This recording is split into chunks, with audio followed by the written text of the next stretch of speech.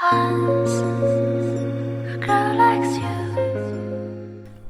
this is our chat of Disney Lorcana. We are with, I'm the funny one, and we're with our analytical one. Do you want to introduce yourself? I am going to tag all of your socials when I upload this. My name is Mike. Your name is Mike? Yep. That's who I am. My better half. Okay. Sure. So there were a lot of rule changes that were implemented recently that, I mean, we've talked about ourselves. Do you want my phone? Sure. That we thought would then kind of create a discussion for content. And so he is unwillingly here to talk about them because, you know, when you're married, you have to do what the wife says. Pretty much. I thought you were the funny one. Why am I supposed to be funny? Well, you're supposed to be the...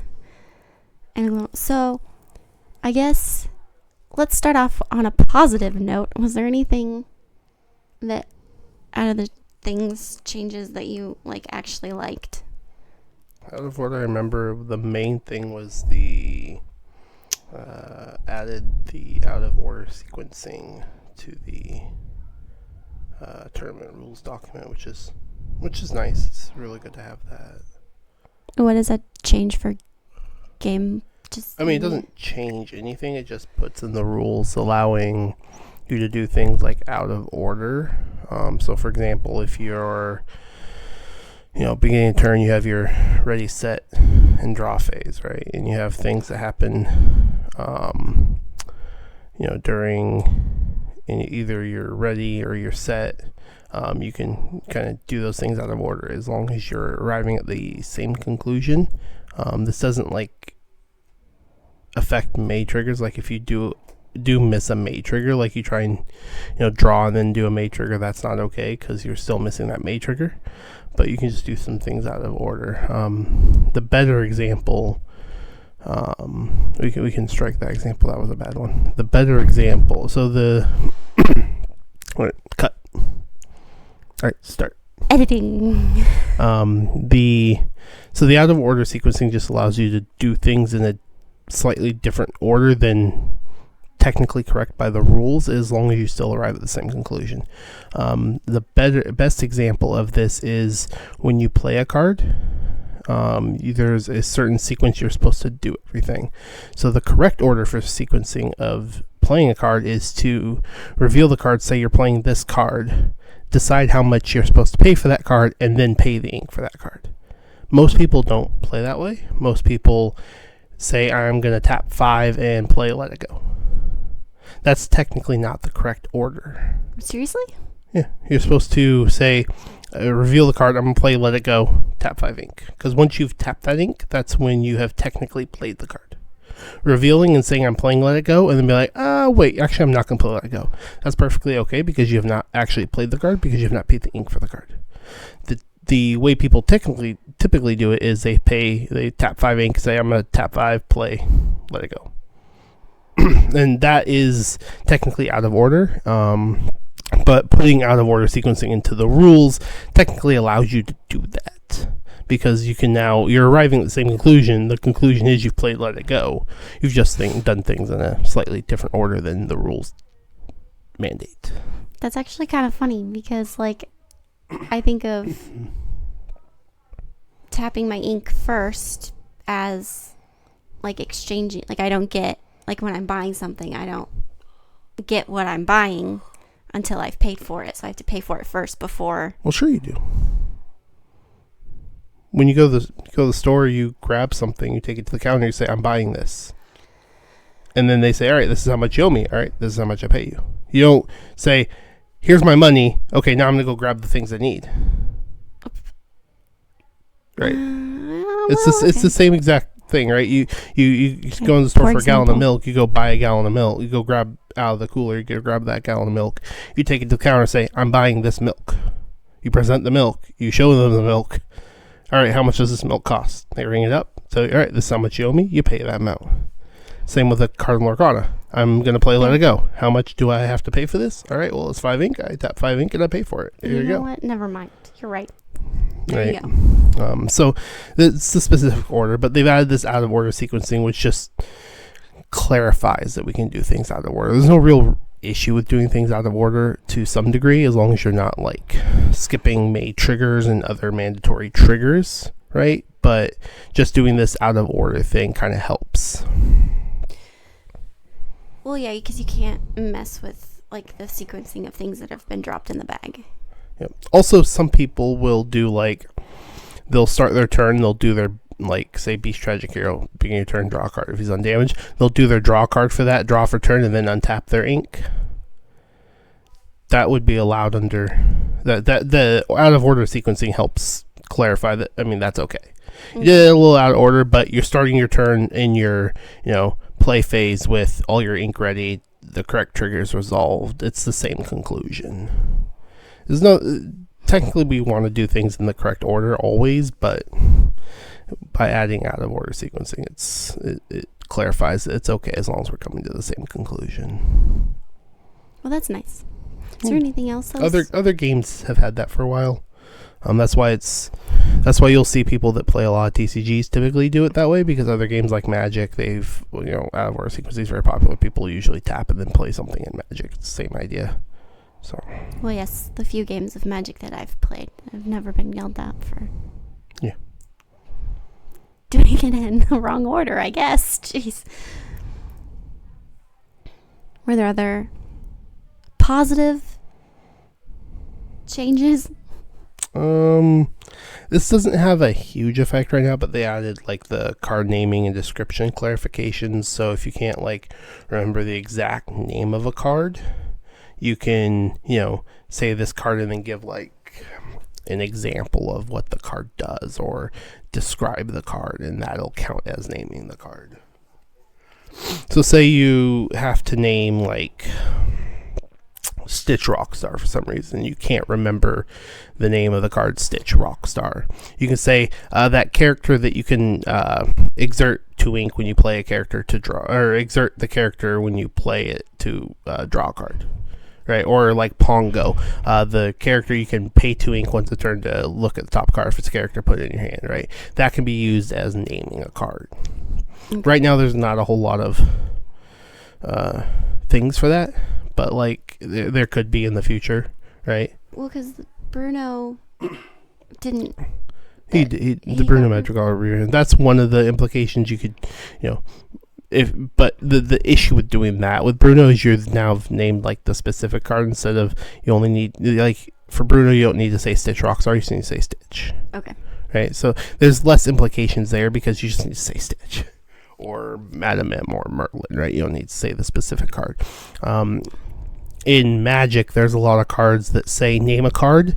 That card can't have its activated abilities activated, right? You have to name the specific card. So something like that in Lorcana, if we ever got something like that, or name a card, that card can't be played, you would need to name the specific card. That's kind of where that naming and description stuff kind of really comes into play, but we don't really have anything like that right now that it really affects. The other thing it could affect is like if you're asking a judge, what does this card shift on? You need to ask them like, what does Stitch Rockstar shift on, right? Mm-hmm. If you can't remember the Stitch Rockstar name for some reason, you could describe it and they could, oh yeah, that's this card, Stitch Rockstar, it shifts on this cost. Who doesn't remember Stitch Rockstar? Which I mean is no longer relevant because we don't need to call a judge for that anymore, but Oh yeah, we'll get there. We have feelings. But we're sticking with positives for the moment. Trying to think of the other positives.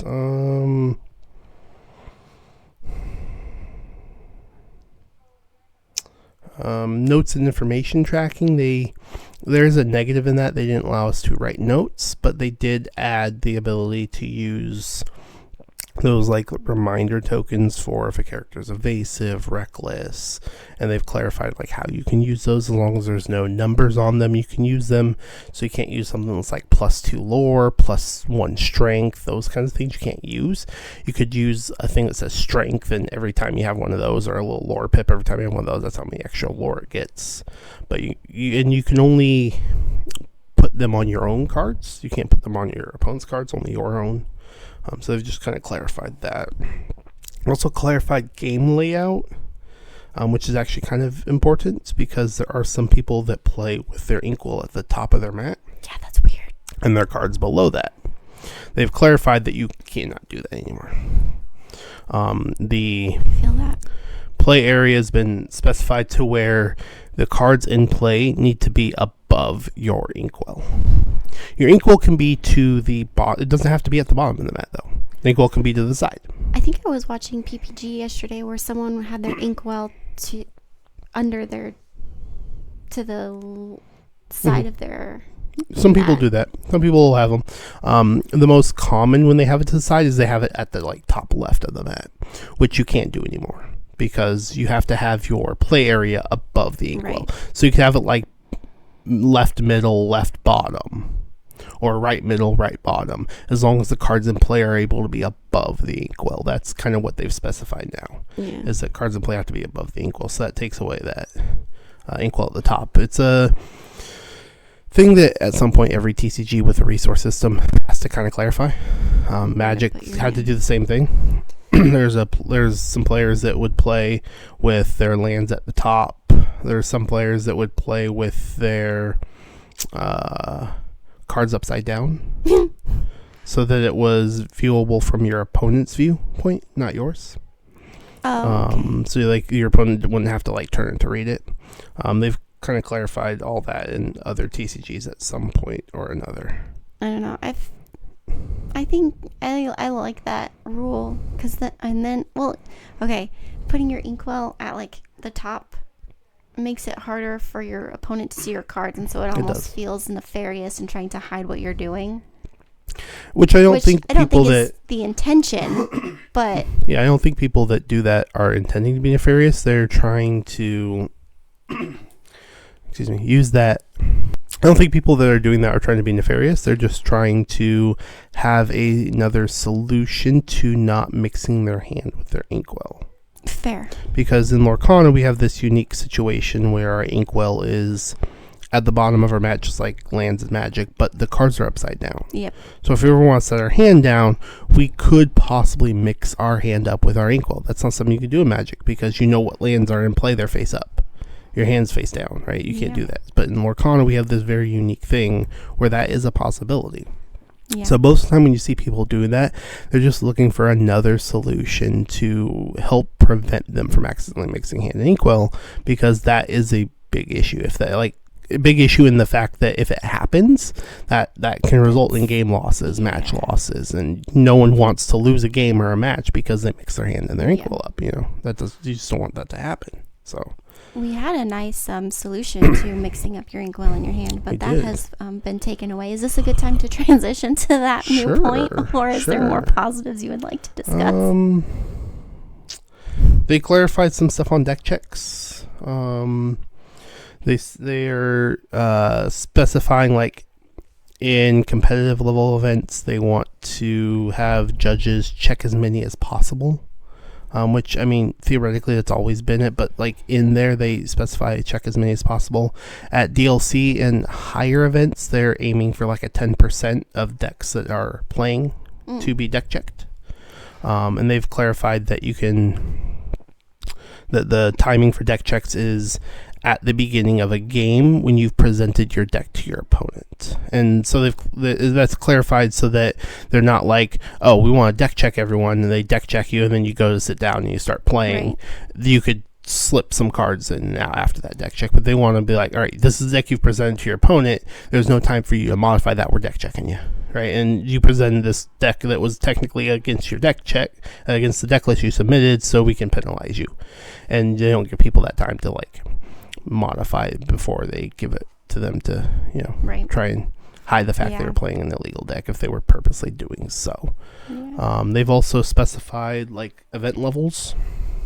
They've added like this premier play level, so they've separated competitive events from DLC level events.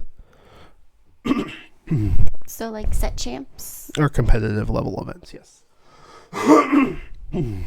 So what they've done is they're just said, all right, competitive level events are, set champs, your 1Ks that places one run, like the PPG, CCQ. That might be Premier. I don't know if CCQ's counts Premier. I don't think they've said, but I would assume that's still competitive level. But the CCS events are competitive level, right? Right. But they've added Premier level where you have categorized them as DLCs and worlds and anything above DLC and above. They've done that just to be able to say we want stricter rules in the tournament rules document for Premier play, and then we have ones for competitive play. We want people to strive to have their competitive events governed by Premier play rules, but we loosen those just a little bit for competitive events. So the deck check thing, right? Competitive events, you don't have to have a minimum 10% deck check rate, right? It's just they're saying, hey, deck check as many as you can. If you can do the 10% minimum, great. If you can't, no worries. Just do as many as you can on competitive events. But Premier, they have to do a minimum 10%. As many as they can, they want to do, but a minimum 10%. Yeah. Yeah, I like that. I think deck checks should happen more often than they do. Especially at the competitive level events, they don't happen very often. Yeah. They've also added. You could feel this is good or bad. The minimum amount of time in a round is 50 minutes. They recommend 60 minutes for a round. So their recommendation is to do 60. So I assume DLCs will be 60 minutes per round. So it helps alleviate those draws that you're getting an extra 10 minutes. Whether that actually helps or not, people are usually tending to play slower when they know they have more time. So I don't think it really ends up mattering. But there are probably a lot of situations where it could help a little bit. Well, as we've discussed on our own, there are new rules that have given the opportunity to need more time. There are more outlets for that, yeah. Not necessarily need more time, but there's outlets to stall time more. But yeah.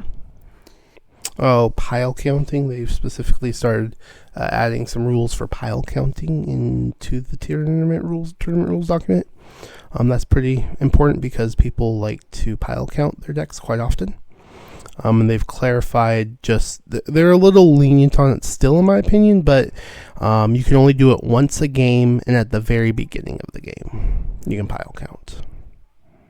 Pile count. Can you explain? People call it pile shuffling. Oh, okay. I do that. Yeah, it's not a shuffle. If I know it's a count. It's technically not a shuffle because you're technically not randomizing the cards. It's used for and should really only be used for counting. People will use it when they've newly built a deck to help try and spread the cards out, which is fine. But it's really just used as a counting method. It's not a shuffling method. And so in the rules, they've clarified that if you do that, you do also have to actually shuffle the deck afterwards. Because some people will use it as a shuffle and then just continue shuffling your deck after that even. You have to still shuffle more. But some people don't. People will put the piles together and present it to their opponent. But that's not actually a shuffle. It's technically pile counting because you're really only counting the cards. It's only good for counting the cards. You can use it to spread them out, sure. And that's very common. But they specified that you must shuffle the deck after doing it. And they've specified you can only do it once per game and only at the beginning of the game before you have shuffled. The allowing it in games 2 and 3 is where it's a little meh. You probably should only allow it to be done before the first game. Shouldn't be able to do it second and third game because, as we've discussed, that's one of the ways you can help draw out the game. Right. Sure, it shouldn't. if you pile count correctly and do it correctly, it should only take about 30 seconds. But you could make it drag out to like 45 seconds, a minute, and then you've wasted a minimum 3 minutes of game time just pile counting, and then you still have to shuffle on top of it. So you're just kind of giving some more room for people to waste some time and use up some of that time clock legally, which is never a good thing in my opinion when you give that ability. But so it should be restricted to only like the first game, but at least they've got it in the rules and they can hone it from there. Well, and then it can be enforced. I just, if I know that my deck is organized, I pile shuff before the tournament even starts, so that then even my first round I'm just shuffling, which is fine. There's to make sure that it's that. all random as randomized as possible. But I don't waste time, especially because pile counting takes me so long because I only have 5 fingers. And sometimes people can take a little longer on it. I don't know if they said this, but you should also do at least like 6 piles when you do it. But I don't think that was put in the rules. I do 6. I also don't count. It's really good for counting to make sure you have the proper number of cards before a match. I suppose that does make sense. That would be smart in competitive play. Make sure I'm not missing a card there. Yep. They also clarified that you're not allowed to have other things in your deck box other than things for the game, so dice, markers, and your deck. You're not allowed to have extra cards in your deck box before an event, during an event. Not allowed to have anything else. Your deck and your dice are the only thing and any markers you need for the game. maybe if your pen and paper are small enough to fit in there too, or your deck box is huge. But basically only the things you need for the game. No extra cards, nothing can be in that deck box. So say you play like a couple enchanteds and you bring the normal versions with you, those can't be in the deck box. They have to be kept somewhere else. Well, I guess that makes it so that you won't get confused. It helps prevent cheating. Helps you from trying to slip in a 5th card, and it prevents from accidentally slipping in extra cards, right? Too. Yeah. There was, ways of preventing that I've done. Because I typically keep like extra cards for that exact reason. Like if I'm playing Enchanted, I want to have like the normal versions with me, and I will keep it in the deck box. But I always have that in the front, and then I put my ink tokens in, and then I put my deck in. You can't use those ink tokens? Yeah, now that we don't have the ability to use ink tokens, which is something they removed from the rules, there's no way to separate them now either. You'd have to like keep them in a different sleeve, which you could do, but it's just, they've clarified, just don't have them in there at all. Yeah. Make things easier. So there's a good amount of good stuff in the rules. They've updated, they've added. I think so. I think it's, those things help certain things, and I mean, I do think some of those things also help newer players in TCGs. Like,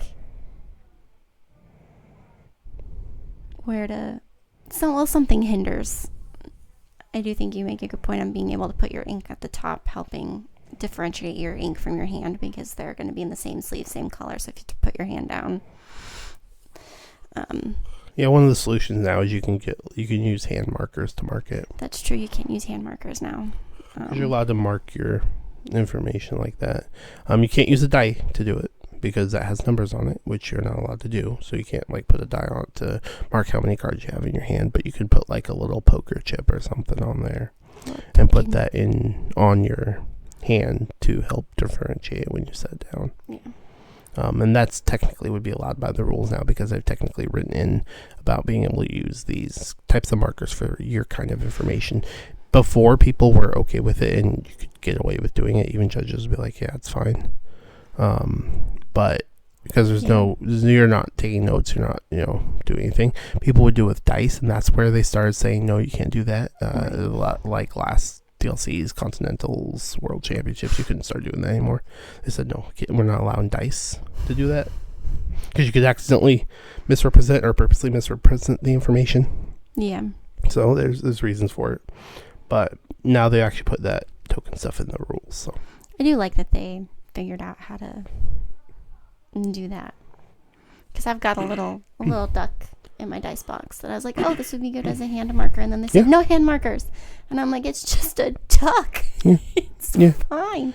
The way I interpret the token rules, it doesn't specifically say hand markers, but it says you're allowed to mark your public information, so there's nothing against hand markers. Yeah. And that, based on that, I would perfectly allow use of hand markers. So yeah. So some controversial. I wouldn't say not like negative rule. I'd say negative. You can say negative. I'd say terrible. I'm the we're gonna try and keep things as positive as possible, and you're the no, this sucks. Well, there's some issues with things they've added. And they're controversial because some people don't think they're an issue, but that's because people don't like to see it from everyone's side. Like to say, oh, I don't think it's an issue, so why is it an issue? So. And I do. Let's start with ink tokens, because I do think that, like, personally, I don't see a lot of people using them. Yeah. But you use them. Yeah. I use them every game. And so I love using ink tokens. And they're very beneficial to me and beneficial to a lot of players when playing, and people use them. And I do think that, like, it's a weird stance to say no to, especially when a lot of TCGs, their resources are a specific card. And face up. And face up, so you don't get them confused. And so now it's all like, well, it just kind of makes it more difficult. And I think even like ink tokens, we talked about how like, oh, well, it would be easier to cheat. But like, if you think someone's has more ink tokens, they're putting the cards that they inked aside, so it's really easy to make sure that with there was rules on that too. Like, it was literally in the rules that if say there's a discrepancy between the number of ink tokens you have and the number of cards you have in the pile. Yeah. Number of cards in the pile is how you rectify that. You count that and you make sure there's that many ink tokens. If there's too many ink tokens, you take the ink tokens away to match that. There's already stuff in the rules for that. That's not an issue. I don't like, they had that in the rules. So let's start with the benefits of the ink tokens, right? The reasons I use them. Yes. There's two real reasons I use ink tokens. One of the biggest, if probably not the biggest, is to prevent mixing up my inkwell in my hand. Mm-hmm. I play a lot of Sapphire-based decks, and this is really relevant when you're playing Sapphire. Mm-hmm. Sapphire gets to a good amount of high ink counts. We easily get to 10, 11, 12, 13, 14 ink in a game. 15, we also play 20. A lot of games, a lot of cards where you get to look at the top X cards of your deck, right? Develop your brain, visions of the future, dig a little deeper, right? You get to look at cards at the top of your deck. You can't really effectively do that while holding your hand. Especially dig a little deeper. You have to look at 7 cards and grab 2 of them. That's so many. Pulling 7 cards off the top of your deck, fanning them out in one hand, getting a good look at them, and dropping them into your hand. It's just, you move 7 cards over here and here. It looks kind of nefarious too when you're trying to do that, right? So you really need to set your hand down, right? The inkwell at the bottom of the deck, you get a couple things on board. Your board's starting to get a little messy. Board state's a little tough. You could put the hand at the top, but the easiest and most, common movement is to just set down in front of you, right in front of you. Right. And that could easily get mixed into your inkwell, right? Wait, which pile's my ink? Which pile's my hand? Ink tokens prevent that from happening because you have a, face up thing, something different than that just looks like your sleeves. Right. And not everyone uses different sleeves. I use different sleeves for my ink tokens, so it's a completely different color. So I don't, I can't mix it up. Even if they were face down for some reason, I couldn't mix them up. Right. Or some people just use like a design sleeve or something, right? And sure, you can't mix up with your stuff. So you can easily set your hand down, look at those top cards, put the ones into your hand, put the rest on the bottom. Easy peasy. No issue there. The other reason I use ink tokens is to help with wear and tear on my sleeves.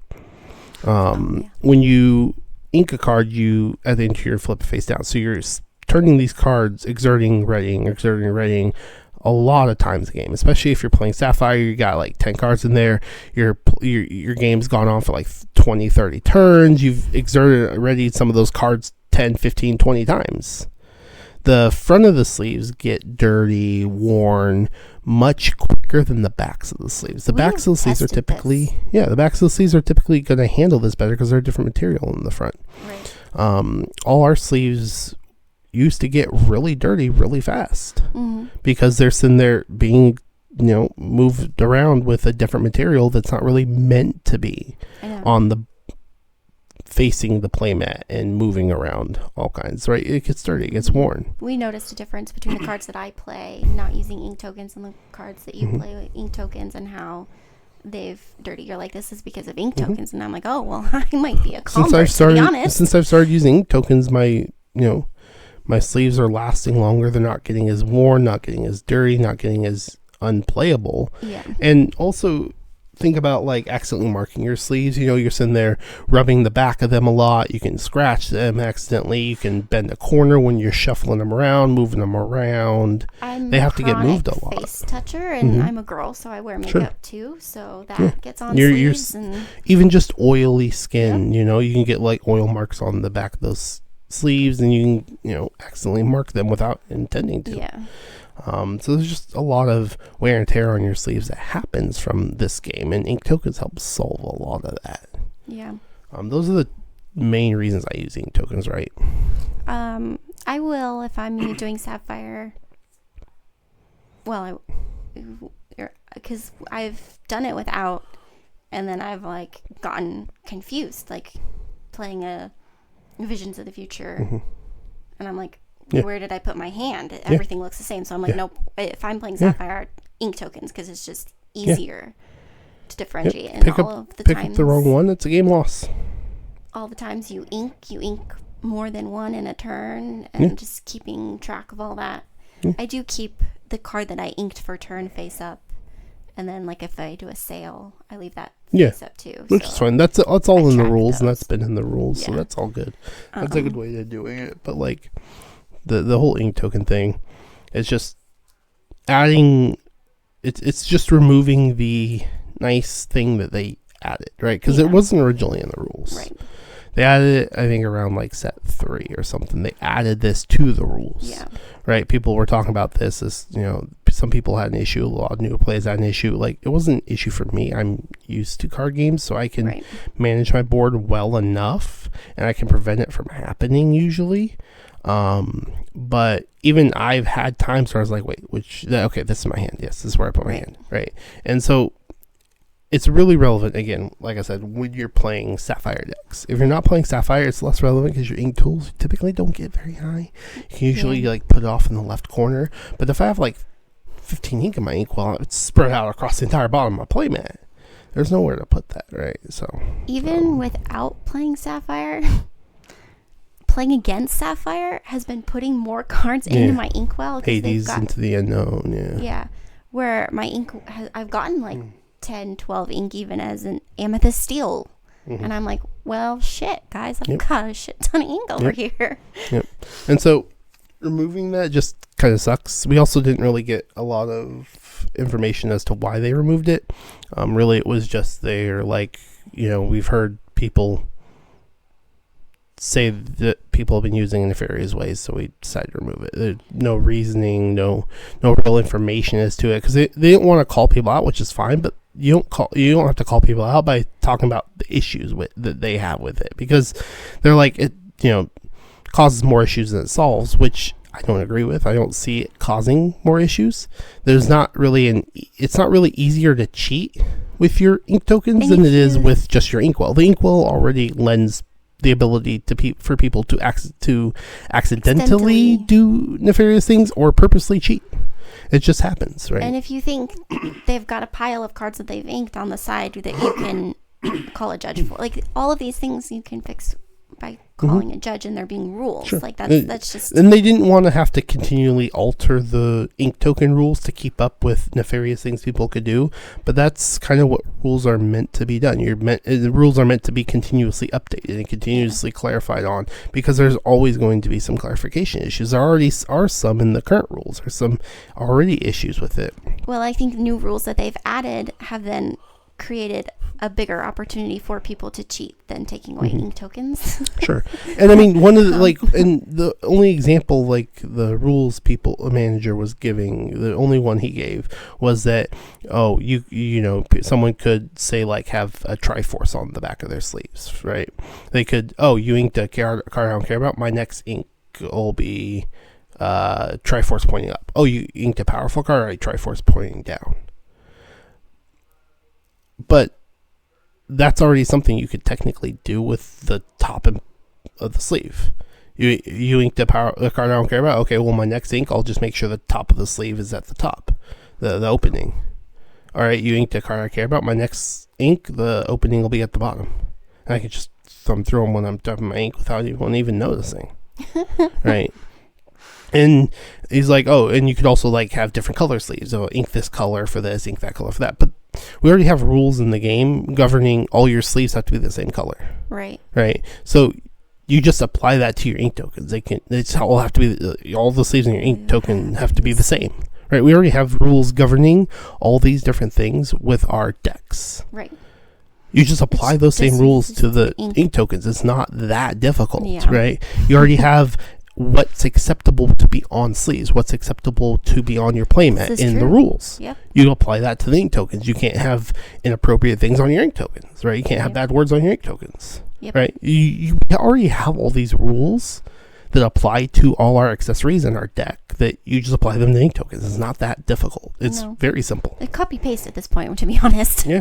Really, Wow. It's as simple as even just putting deck sleeve rules apply to your ink token as well, ink token sleeves, and acceptable image policies apply to your ink tokens. It's literally, you could solve it with a couple of sentences. It's not, it's easy to do. So, and then rules are meant to be updated as the game grows, as the game progresses, as new things happen, right? The rules are meant to be updated. So it's not hard to keep up with them. There's not a lot of nefarious things people can do with ink tokens. Right. Right. So I think that's enough. I think we've covered ink tokens. I think we have.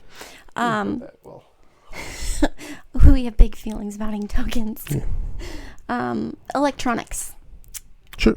They've added the allowance to use electronic devices during games. Speaking of, to a certain degree, you can't the option can't just text your friend during a match. I can't ask you what I should play. You can. So if you need to use your phone for like personal reasons, you can call a judge over and they can approve the request and monitor the request while you're doing that. The way they're allowing electronic devices is they have to be on if you have the electronic device out, like your phone, your Apple Watch has to be in view of the opponent, right? They have to be able to see it. Your phone has to be on the table and they can see it. So your opponent has to be able to see the electronic device at all times while it's, out. Right. But that just still poses some issues, right? They've allowed the use of electronic apps for tracking lore. Any single one you want. Yes, it's not specifically limited to the official app. Yeah. Which, if they're going to allow people to track lore on an app, they should allow only the Lorcana TCG companion app. They should not allow the use of any app. No. The reason being is anyone that's tech savvy could literally develop their own app. Tech savvy. To try and take advantage of someone. Your opponent should be tracking their own lore. And theoretically, they should be tracking on pen and paper. I track on pen and paper. I will always track on pen and paper. There's so many benefits to this, and we can go over that. But someone, if say I'm tracking on an app and you're tracking on an app, I can develop this app to, have some, when I get to like 11 lore, it moves me up to 14. I'm just going to give a basic example. And when you get to like 13 lore, it can move you down to 11. And unless you catch it when it happens, say we get a few more turns deep, you're like, wait, I'm at this. I'm like, no, my thing says this. The judge is going to come over, you're going to call a judge, and the judge is going to like, I don't know. We have to figure out how to resolve that. And that's not going to be easy. How do you? Because especially for like, 4 or 5 turns later, it's going to be very difficult to track everything that happens, especially if, one of us play a control deck, right? Tracking that, exactly what quest did, exactly how much lore we should be at, that's going to be tough. Right? And so maybe the judge says, well, we use your lore total for you and their lore total for them. Well, then I just got extra lore that I shouldn't have had, right? Right. And that's just a basic example. Another example you could give, you could have a friend at the event that's not playing. They could have remote control of your app. You can create the app so they can remotely control it and alter the lore totals at times where your opponent's playing and not paying attention. Yeah. And so you didn't alter it. Someone else did. Right. There's some issues with that. So if they're going to allow electronic lore tracking, it needs to be the official companion app. It removes some of these other things people can do. The other issue is they're allowing the use of the companion app not just for tracking lore, but also access the card catalog. Yeah. And that can be used in ways to draw out games. Right?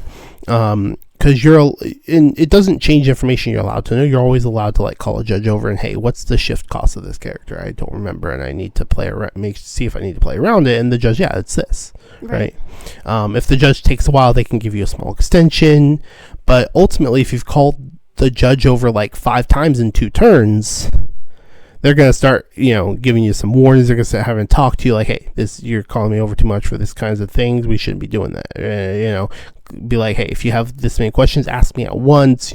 They can monitor the situation. They have a lot more recourse. Right. But if I'm oh, you got a singer 5 out there, let me check every single song you could sing in those 2 colors with a singer 5.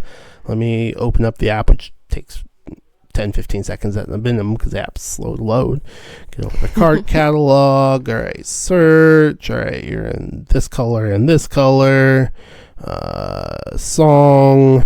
Let's see. Oh, there's ink. We go. Oh no, we gotta have a 1 to 5. All right, go core. Oh, we're only playing core, so I just push on the core legality. Search.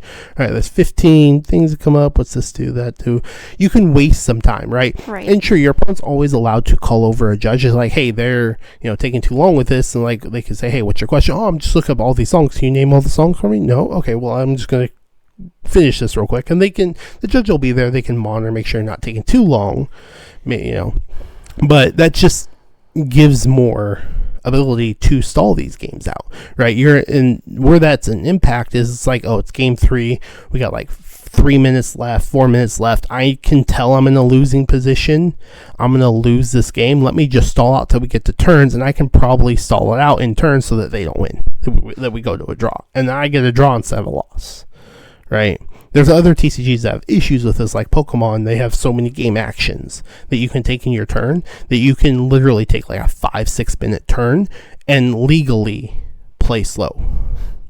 And people just call your opponent over if they're slow playing. Well, it's not slow play. You're legally using every avenue you have to play the game in a slower way, right, without doing something illegal. Right. You're legally playing slow to where you draw out the game to get that draw instead of losing. And this isn't going to happen in all matches, all games. This is only a subset. Probably high level games too, because as a newly competitive player, I'm not thinking in that way when I'm playing, but other people are probably thinking that in that way if there's high stakes involved. So DLCs, worlds, well, maybe, but in those very it's not going to be an issue on feature matches because they're going to be watching those anymore, and players aren't going to want to do that on a feature match because they're not going to want to have negative viewpoints of what they're doing, right, and stuff like that. Also, feature matches and top cuts and stuff, they're governed during different rules, right? They have to have a winner, so you can't get a draw out of it. You have to get to a winner. But DLC day 1, yeah, sure. You're at round 8. Yeah. Round whatever, Yeah, it's a big issue to me. They needed to just continue not allowing devices, and if they do allow them, they need to be only for tracking lore and only on the companion app. They shouldn't be able to you shouldn't be able to go into the card catalog. You should only be able to do that. Ultimately, everyone should just be tracking on pen and paper anyways. I love tracking on pen and paper because it's the way you should do it, because if say we're playing a game, you're tracking on the app, I'm tracking pen and paper. Okay. If there's a lore discrepancy, the judge will come over, and unless you can give exact proof and reasoning of why you should be at the lore total you say, the judge is going to go with the pen and paper person. as long as they're not like huge discrepancies, right? If I say you're at 2 and you're at 10, they might have to do more investigation to that. But say I say you're at 9, you're at 10, you say you're at 10. I have the history of all of the lore changes, right? Every turn. So if the discrepancy happened early and you can't pinpoint exactly where that could have happened and provide, yep, that is, they're going to go with that history that you have of that tracking. So it's always beneficial, and you're always going to want to track on pen and paper because you're going to have that exact history of what lore changes happened, how much lore changed each time for both players. So it's always going to be the way you're going to want to track, regardless of what they allow in the rules. Especially at competitive level events, casual play, weekly play. Yeah, I even use the app for track during casual play because it's not an issue, right? The tournament rules document doesn't truly limit a lot of these things in casual play, right? It's really just focused on that competitive and that premier level play, right? So they're allowing it for that, but you should still track at that point on pen and paper. Going to a 5K, track on pen and paper. Going to set champs, track on pen and paper. Going to DLC, track on pen and paper. Yeah, always. I use a boogie board because I don't have to waste paper that way. I like the pen and paper over your boogie board because I can't do each match, and I like referencing who won game 1, who won game 2. You can still do that. You just don't erase it after game 1. You shouldn't erase it after game 1 anyways. If you use a boogie board, you should never erase game 1. You do game 1, you do game 2. If you're going to game 3, you start game 3, and then you can clear it and start game 3 if you would like. But you never erase after game 1, because erase. The reason you don't is you don't have a log of game 1, you don't have a log of who won game 1. Right. Your opponent does. Your opponent can say, "Oh no, I won game 1. And win game 2," and you're like, "No, I won game 1." Well, I circled me here on my sheet. This actually happened at a DLC where there were 2 people. I think it was the Seattle DLC where there was a match that the judges had to take a while to figure out a discrepancy because someone called judge over. He's like, "Hey, we're in game 3, and they won. They say they won this one, and I won. They won this one, and they won that one, but I won the first one." And they're like, "No, I have the log here," and the other person cleared their boogie board. Yeah. And so there's reasons to not clear the boogie board after the first game. So clear it after the second game once you've started the third, and then you're into the third and you're good. Right. So you can keep that, and you can also just do all 3 games on the boogie board. You've got a bigger boogie board than some people I've seen. Yeah, I don't like the small ones because I want. Yeah, I don't like. The issue with that is you can't keep track of all the games in that round, right? You can only keep track of one game at a time, so you do have to clear it, which could possibly lead to some issues. The chances of leading to issues, very slim. Yeah. I've only heard of it happening that one time. But you should always just go ahead and keep as much of the information as possible from that round. Yeah. So. Were there any other negative? Those are the 2 main ones. The 2 main ones, the electronics and the ink tokens. Yep. I mean, they're pretty big issues in my opinion. They're pretty big negatives in my opinion. Yeah. The digital devices is a very big negative to me. I think it's more than the ink tokens. Yeah. The ink tokens is an issue to me.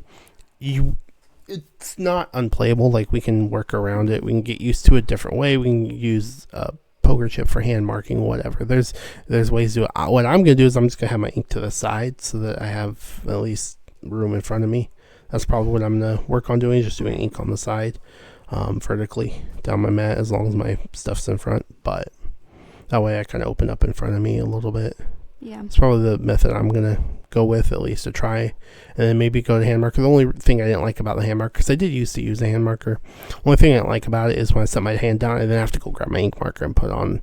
So you have to build that muscle memory. And sure, with ink tokens you build the muscle memory, so it's not that big a deal. Right. But it's just one more little token you have to get out of your deck box, set to the side, and have in a spot where you can go. So it's just, you have to build that muscle memory, and which will be easy now. I built the muscle memory ink tokens. If I want to set my hand down, I can build that muscle memory too, but I'll probably just start with ink tokens on the side of the mat, so I have my front clear. Yeah. Or I'll put half over here, and just go say, hey, we're gonna really screw with the board here. We're gonna cause trouble. Have my discard pile up in the top left, my deck in the top right, my inkwell, half my inkwell in the bottom left, half my inkwell in the bottom right, so I have the in front of me clear for my hand. Until you bring back ink tokens, I'm doing a crazy game state. No, but I'll just probably have my inkwell to the side, and then if that's not working for me, I'll just do a hand marker. Simplest things, but we have a 3D printer. We can 3D print hand markers. It's just the inconvenience of this change when they've had it in for so long. Yeah, and not really. I don't think it's been reasonably said as to why, other than it can lead to nefarious. And I'm like, well, so can your new fucking rule of allowing electronic devices. The nature of this game the nature of this game already causes that with how the inkwell is and how it's completely private. You're not supposed to look at it, and you probably can't know what's in there except for the ink for turns, right? So it's already got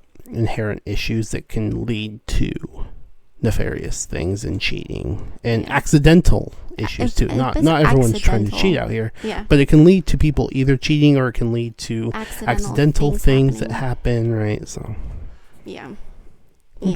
that's my main thing.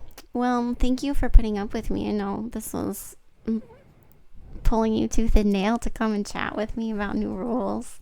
It's fine. It's fine. It's whatever. I'll chat. And he's like, whatever. Wait, we weren't doing a Discord call? You're making me be on camera? Meh. I'm over here this side. I'm good. All right. Well, good talk. Yep. I love you. You're going to cut that out. Absolutely not. Absolutely. A girl likes you.